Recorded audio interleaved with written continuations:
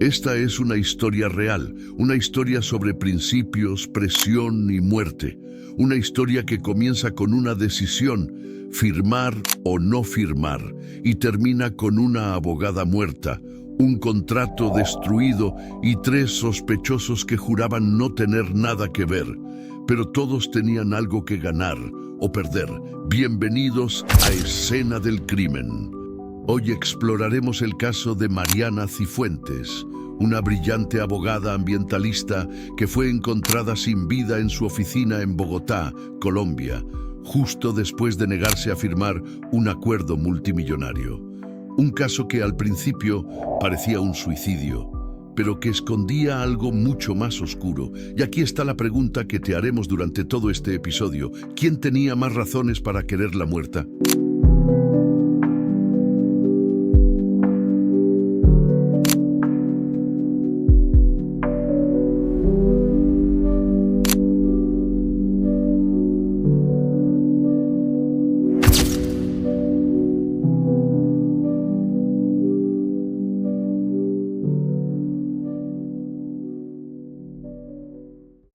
Mariana tenía 37 años.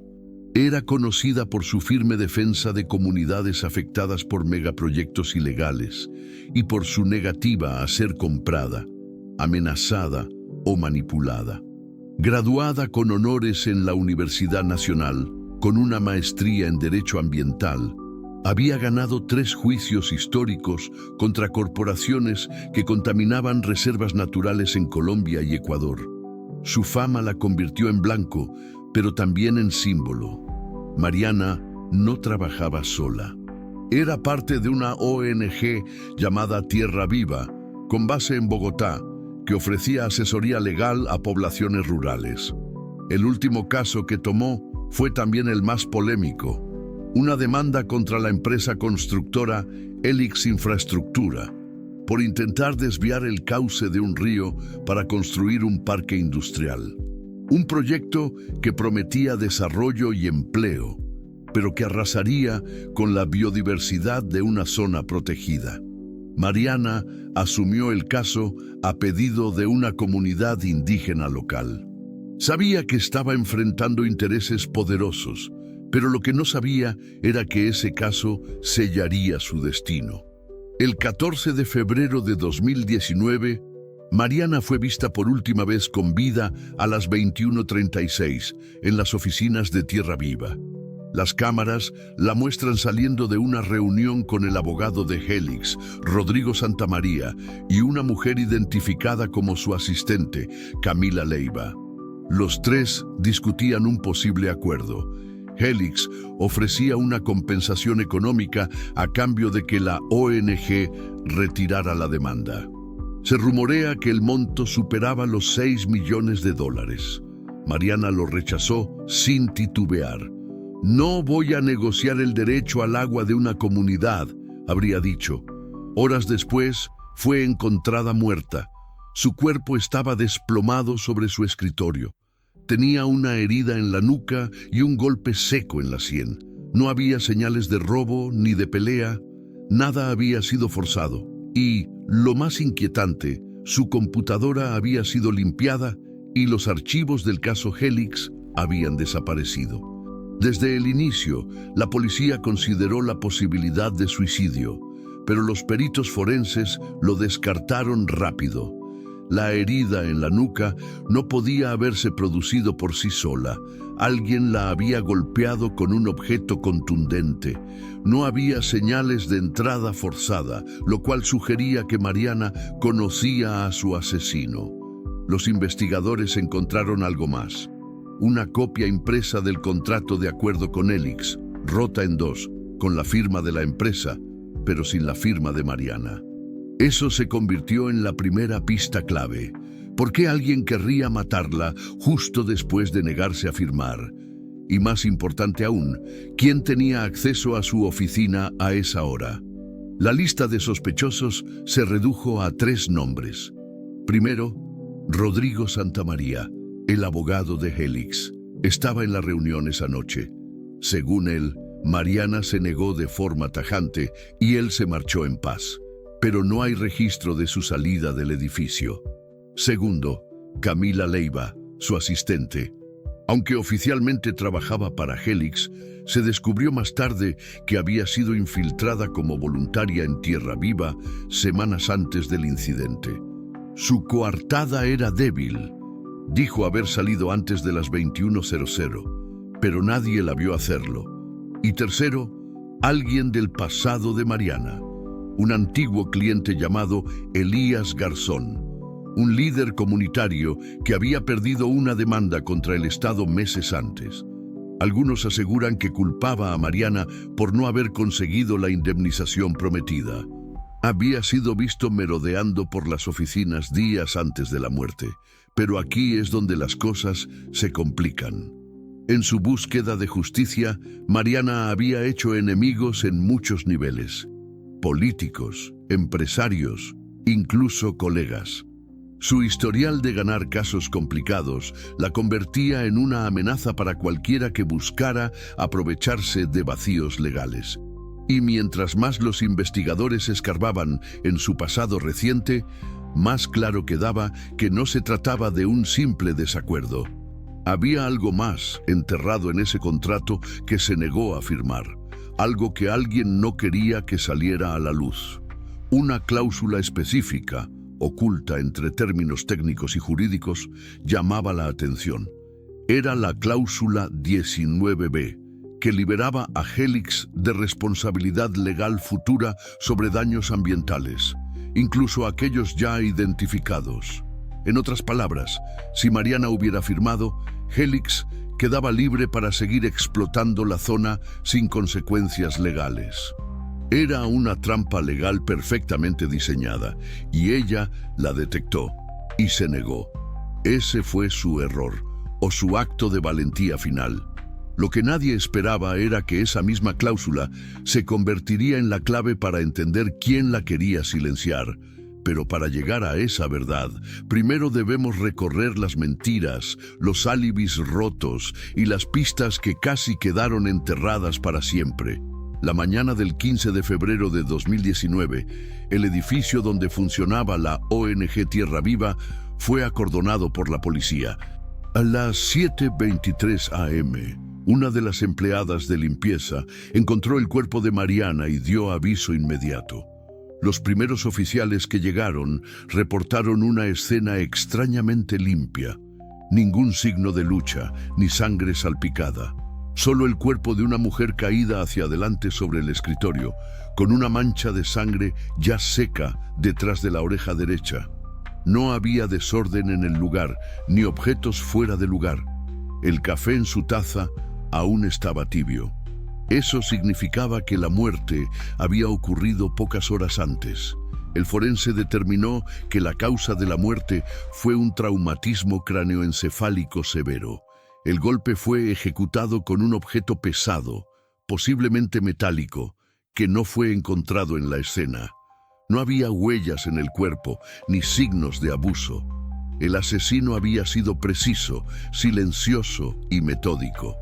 En el suelo, junto al escritorio, se halló una carpeta con papeles legales. Dentro, una versión impresa del contrato de acuerdo con Helix Infraestructura, rota en diagonal. Era evidente que alguien había intentado destruirla de forma simbólica, no práctica, porque, curiosamente, esa copia no era la única. Los archivos digitales del caso Helix habían desaparecido del ordenador de Mariana, pero un técnico de la Fiscalía logró recuperar parte del disco duro, y entre los fragmentos halló una copia del documento, con anotaciones hechas por ella. Subrayados, advertencias, fechas.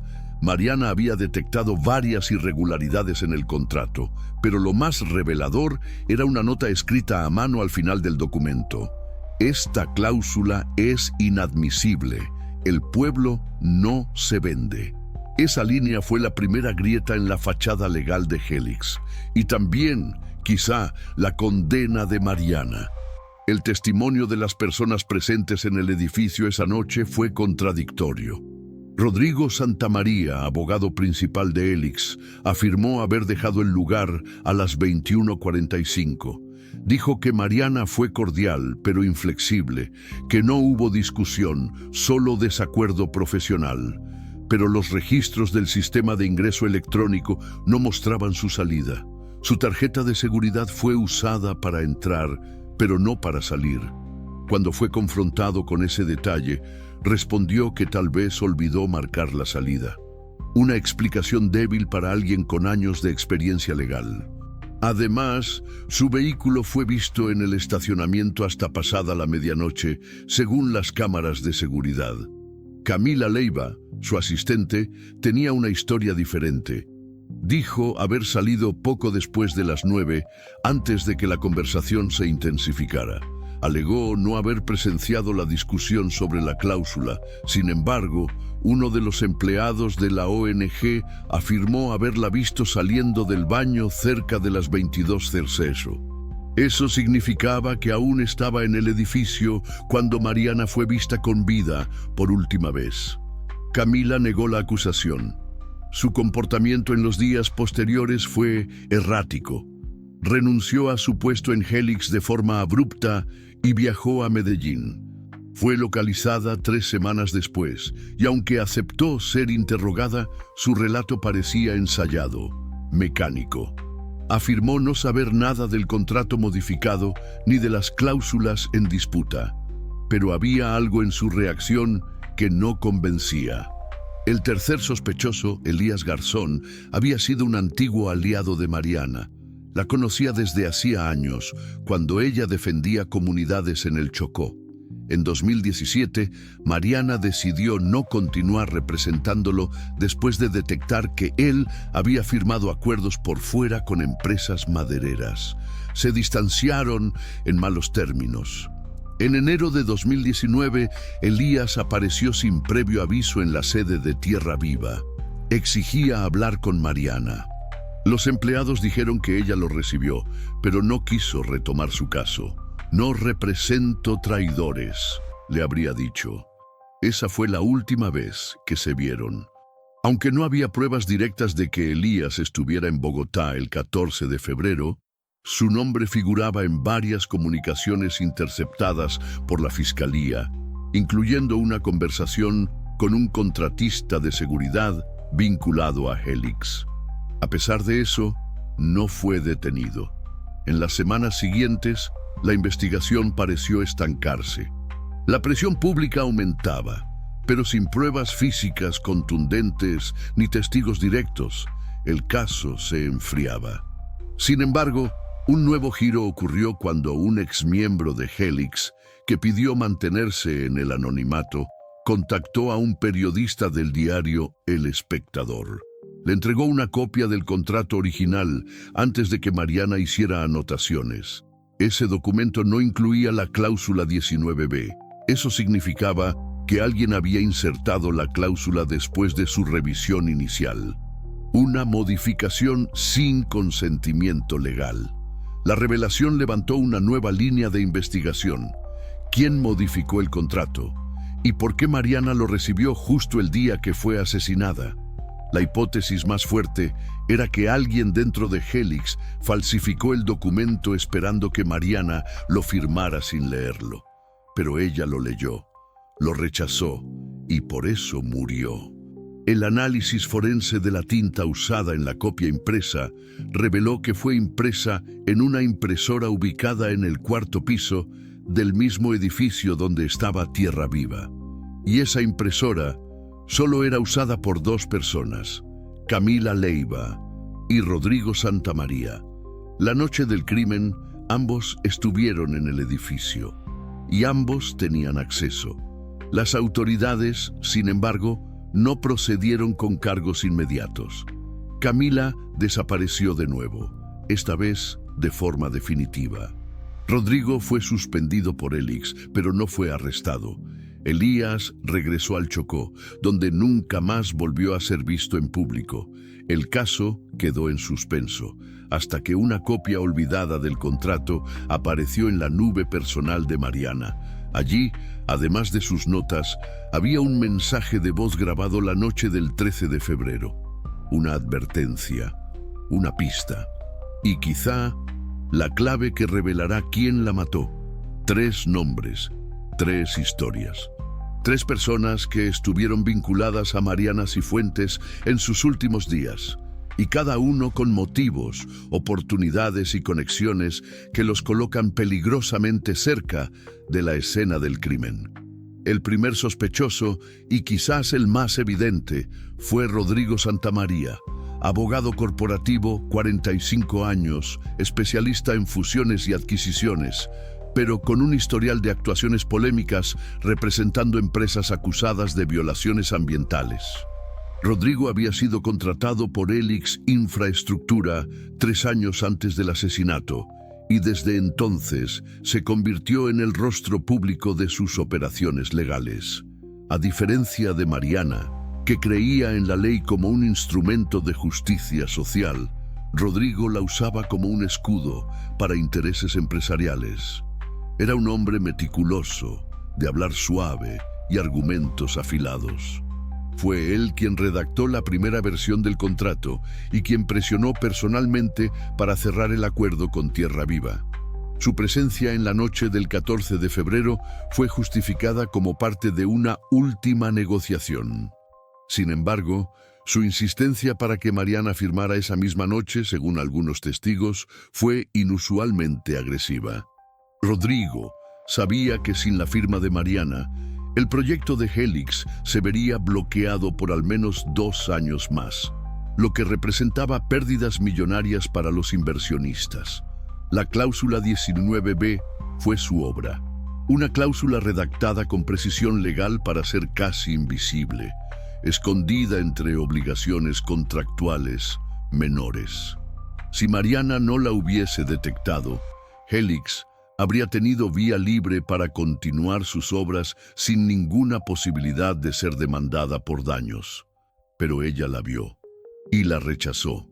Rodrigo lo sabía, y también sabía que Mariana no se dejaría convencer fácilmente.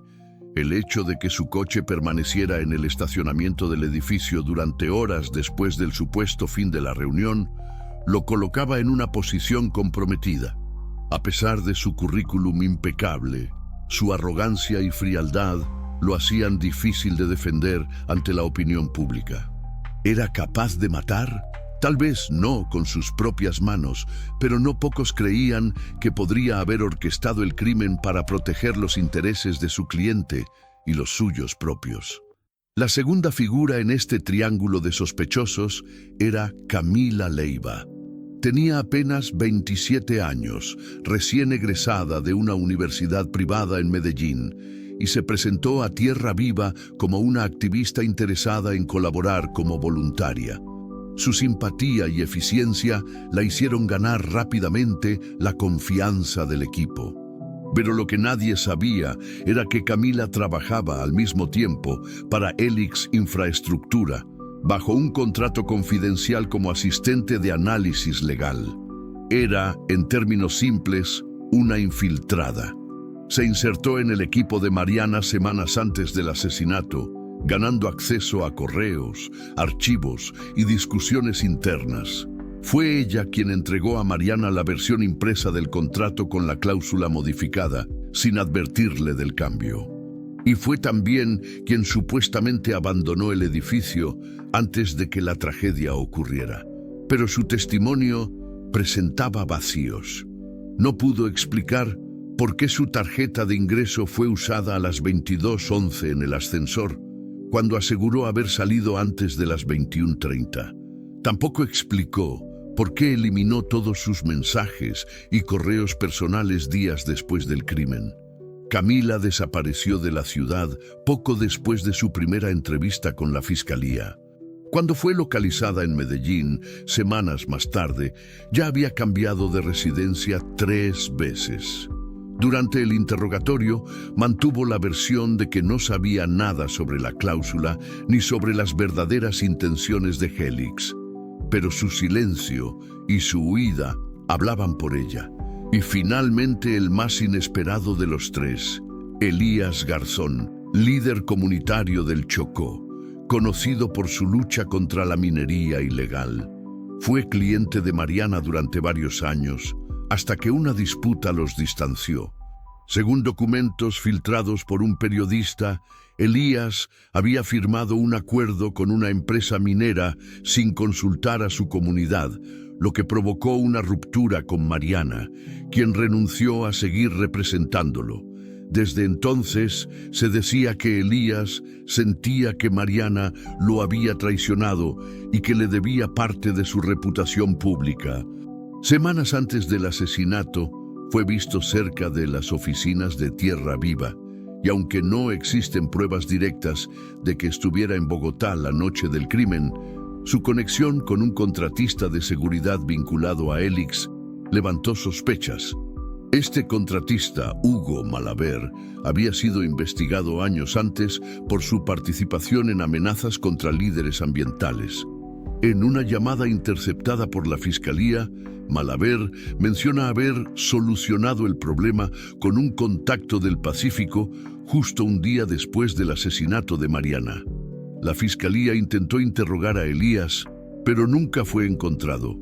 Su casa en Quibdó estaba vacía y sus familiares decían no saber nada de su paradero. Con estos tres perfiles, el caso se tornaba cada vez más complejo. Rodrigo tenía el móvil económico y la capacidad legal para esconder sus huellas. Camila tenía el acceso directo, la manipulación del contrato y una coartada débil. Elías, el motivo personal, el rencor acumulado y posibles conexiones con ejecutores. Cada uno encajaba de manera distinta en el rompecabezas, pero ninguno podía ser descartado. Y lo que era más inquietante, si uno de ellos había actuado solo, era un asesino inteligente y calculador. Pero si habían actuado juntos, eso implicaba una conspiración mucho más profunda, quizá respaldada por la misma empresa. La opinión pública estaba dividida. Medios de comunicación cubrían el caso con titulares incendiarios, mientras organizaciones internacionales de derechos humanos exigían justicia. El nombre de Mariana Cifuentes se convirtió en símbolo de lucha, pero su caso seguía estancado, hasta que una pieza inesperada apareció en el lugar más improbable, su nube personal. Allí, un archivo de audio grabado con su voz sería el comienzo de una nueva etapa en la investigación. Una etapa donde cada mentira sería puesta a prueba y cada sospechoso enfrentado con una verdad que no se podía borrar. Durante semanas, la investigación avanzó a tientas, acumulando declaraciones, cruzando registros de llamadas y reconstruyendo cronologías que no llevaban a lugar alguno. La muerte de Mariana Cifuentes se convertía lentamente en otro caso sin resolver, y la opinión pública comenzaba a perder esperanza. Pero entonces, un hallazgo digital alteró el rumbo de la investigación. Un técnico forense encargado de revisar los dispositivos personales de Mariana encontró un archivo de audio en la nube. No era parte de su trabajo legal. Estaba guardado en una carpeta titulada simplemente privado. El audio duraba apenas 4 minutos y había sido grabado desde su celular la noche del 13 de febrero, un día antes de su asesinato.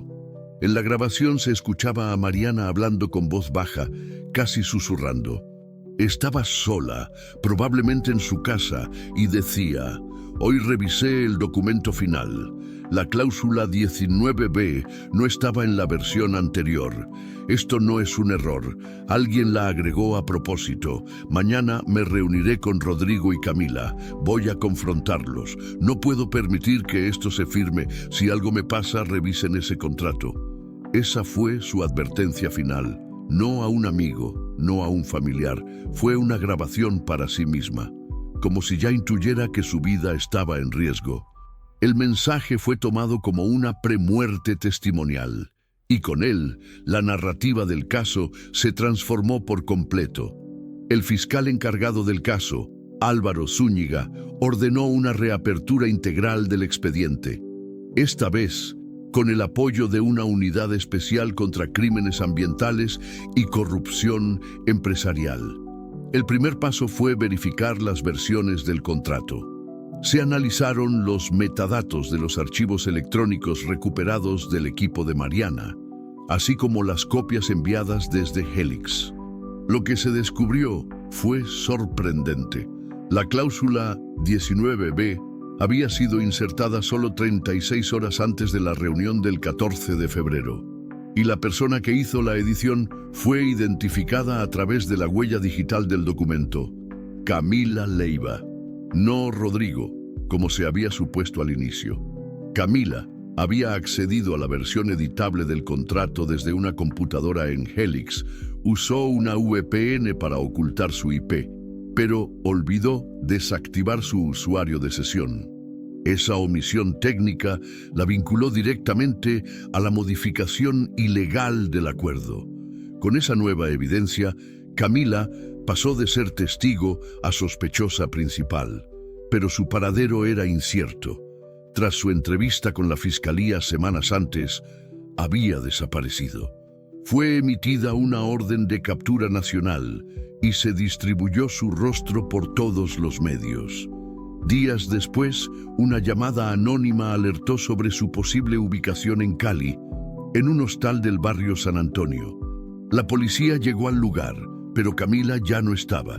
Lo que sí encontraron fue una maleta con documentos de Helix, entre ellos una libreta con anotaciones sobre Tierra Viva y correos impresos de Mariana. Era claro, ella no solo había infiltrado la ONG, también había llevado un seguimiento detallado de sus movimientos. Mientras tanto, Rodrigo Santamaría enfrentaba su propia caída. La presión mediática y las pruebas emergentes lo obligaron a renunciar a su cargo en Helix. A pesar de que aún no había pruebas directas de su participación en el crimen, su omisión en reportar la cláusula modificada y su presencia no justificada en el edificio la noche del asesinato levantaban sospechas. Además, su firma aparecía al pie del contrato alterado junto a una nota que decía «Versión final, para firma urgente». El fiscal Zúñiga pidió su arresto preventivo por obstrucción de la justicia. Rodrigo se entregó voluntariamente, pero negó haber tenido conocimiento de la modificación del contrato. Dijo que Camila actuó por cuenta propia, que él solo firmó lo que ella le entregó. Sin embargo, el fiscal no le creyó. Pero lo más desconcertante surgió al revisar los registros bancarios de Camila.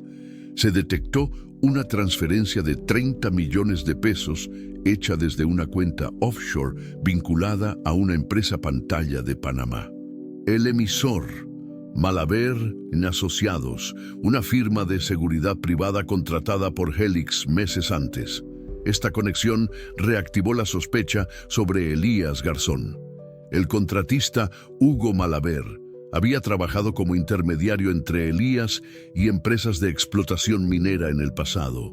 Aunque no existían pruebas directas de su participación en el crimen, la cadena de pagos indicaba que Camila no había actuado sola.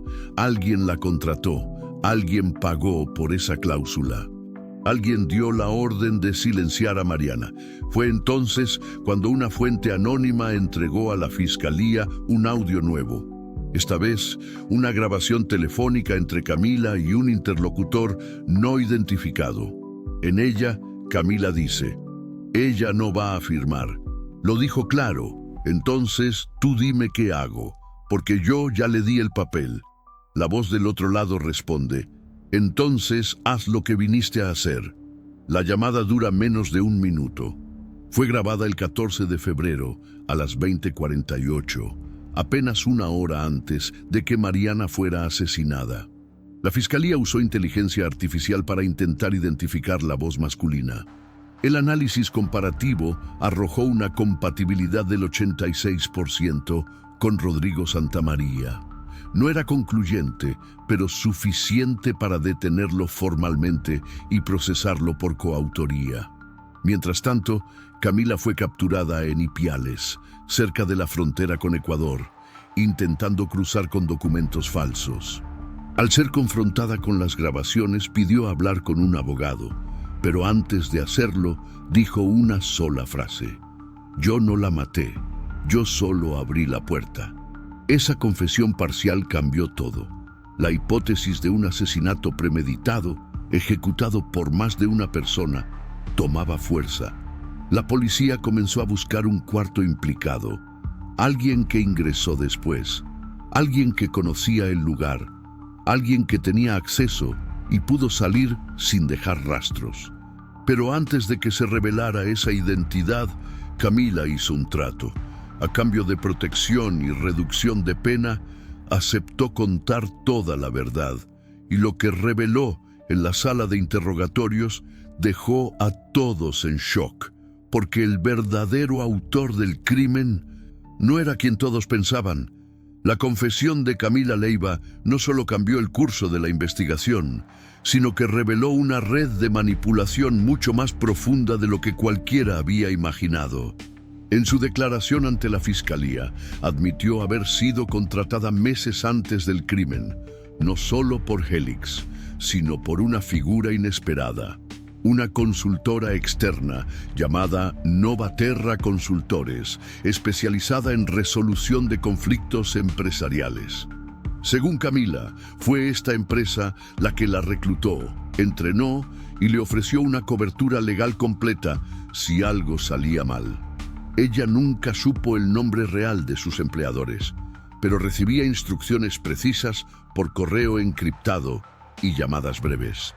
Su misión era clara: infiltrarse en Tierra Viva, recopilar información y preparar el terreno para una solución definitiva, si Mariana se negaba a firmar.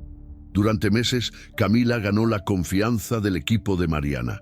Accedía a sus archivos, analizaba sus debilidades legales y buscaba patrones de conducta. Pero lo más importante, consiguió acceso a su oficina y su rutina. Cuando le entregaron la cláusula modificada, ya sabía lo que debía hacer: imprimirla, incluirla discretamente en la versión final del contrato y entregarla a Mariana como una actualización de rutina. Lo hizo sin dudar, pero Mariana leyó cada línea, detectó la trampa y la rechazó, y en ese momento, según Camila, ella sabía que su papel había terminado, pero la parte más perturbadora de su confesión vino después. Camila dijo que no estuvo presente cuando Mariana fue asesinada. Esa noche, después de la reunión, recibió un mensaje que decía: «Ya puedes irte, no mires atrás». Salió del edificio por la entrada trasera, usó su tarjeta para el ascensor, pero no pasó por la recepción. Desde un café cercano, vio llegar a un hombre en motocicleta, vestido con ropa oscura, que ingresó al edificio por la misma puerta trasera que ella acababa de usar. No lo reconoció. Nunca vio su rostro. Pero sabía que no era un visitante casual. «Yo no la maté», repitió. «Solo la dejé sola». Los fiscales comenzaron entonces a investigar a Novaterra Consultores.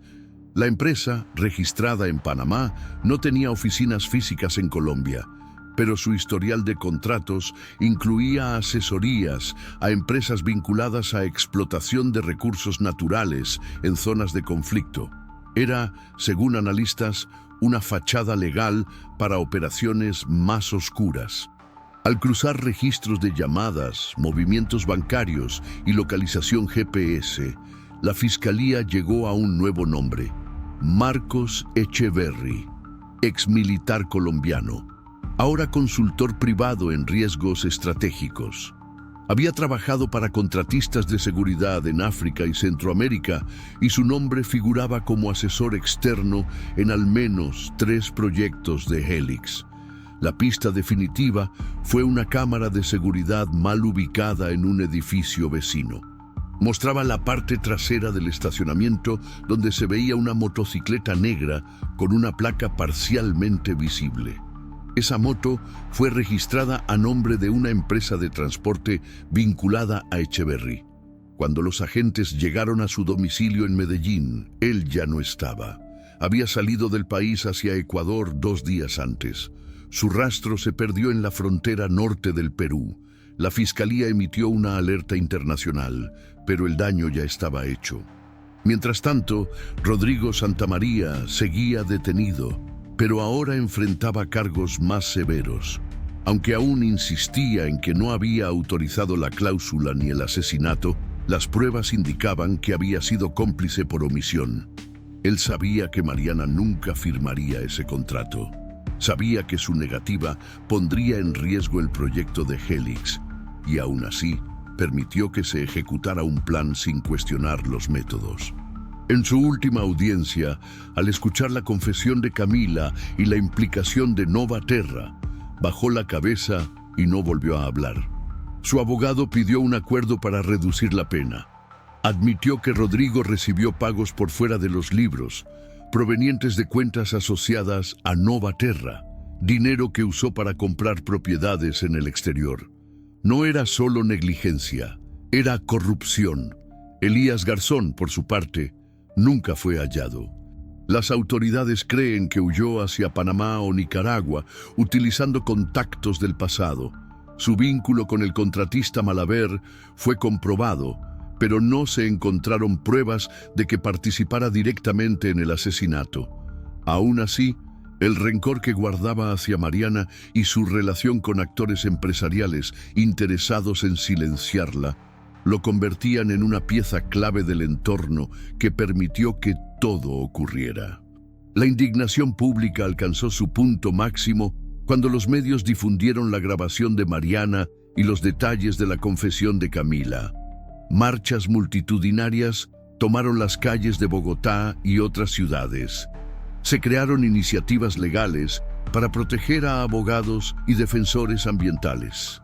Y Tierra Viva, la ONG por la que Mariana dio su vida, logró que el proyecto de Helix fuera suspendido de manera indefinida por un fallo judicial que reconocía la manipulación legal. En los días siguientes se descubrió otro documento en la nube de Mariana, una carta sin terminar dirigida a su madre. En ella decía: "A veces me preguntan si tengo miedo. La verdad es que sí. Pero también tengo claro que el miedo no puede decidir por mí. Si me pasa algo, quiero que sepan que lo hice por convicción, que no hay precio que me pueda comprar, que no firmar fue mi manera de decir no al abuso, a la mentira, a la impunidad". Era su testamento moral.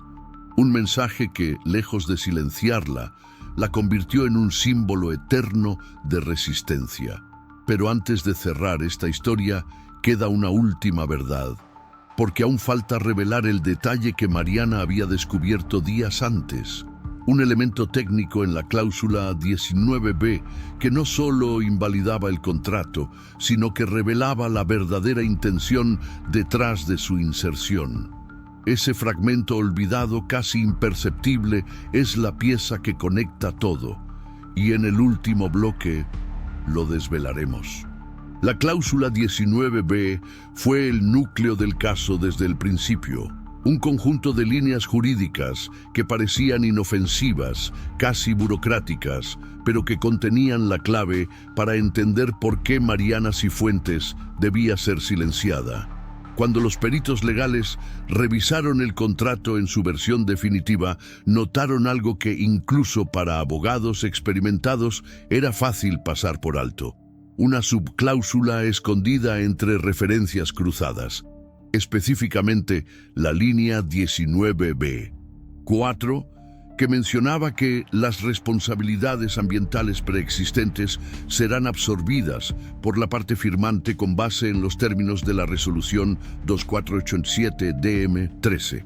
A simple vista, parecía una referencia técnica, pero Mariana lo detectó. La resolución citada ya no estaba vigente desde 2016. Había sido derogada por una nueva norma que exigía responsabilidad retroactiva y reparación a comunidades afectadas. Es decir, con esa cláusula, Helix no solo pretendía evitar futuras demandas, sino que estaba limpiando su historial de pasivos ambientales anteriores, muchos de los cuales estaban documentados y en proceso de investigación por el Estado.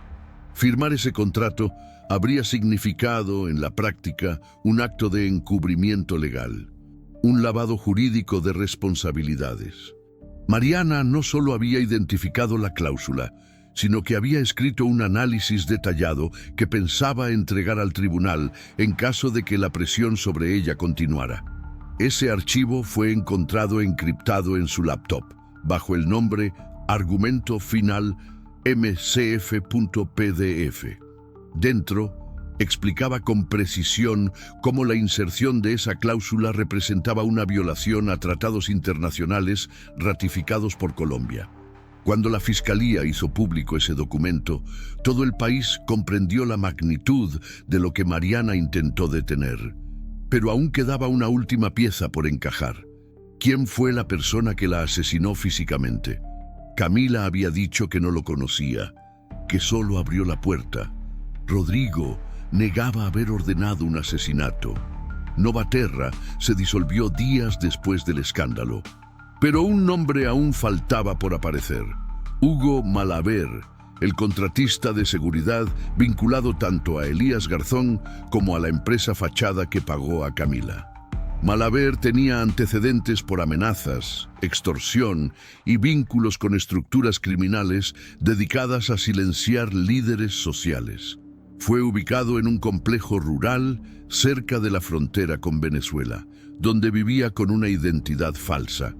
En una operación conjunta, las autoridades colombianas lo capturaron y lo trasladaron a Bogotá. Al principio negó todo, pero al ser confrontado con pruebas forenses, huellas parciales en la taza de café de Mariana, registros de GPS y la llamada grabada por Camila, no le quedó salida. Confesó que fue contratado por intermediación de Novaterra y que su trabajo era evitar que la firma se convirtiera en un problema. Su declaración cerró el círculo. Confirmó que recibió la orden de ejecutar el asesinato si Mariana se negaba a firmar. No era una reacción espontánea. Era una ejecución premeditada, planeada, financiada y ejecutada con frialdad quirúrgica.